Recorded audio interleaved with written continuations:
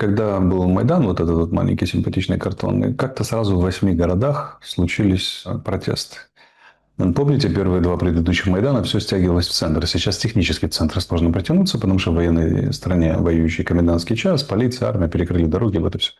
Сделали одновременно в нескольких местах. Теперь представляете себе, что по какой-то причине одновременно начинается в нескольких местах. Зеленского при этом называют узурпатором, говорят, что народ хочет мира, ссылаются на опросы общественного мнения, и там кто-то, не разобравшись, говорит, мы мира хотим на этих Майданах. Или, например, Зеленский коррупционер. Никто не хочет мира, но все говорят, что он коррупционер, плохо управляет войной и так далее. Вот такой вариант возможен. Мне кажется. Вот особенно после того, как, например, Трамп прямо заявит, что нам с этим человеком больше не по пути. А он заявит нечто подобное после провала согласия Зеленского на то, что решит Трамп с Путиным 15 числа. Поэтому мы вступаем в весьма любопытную осень, в которой будет решаться задача, как сделать так, что и кто поддержит план Трампа и Путина. Рано или поздно.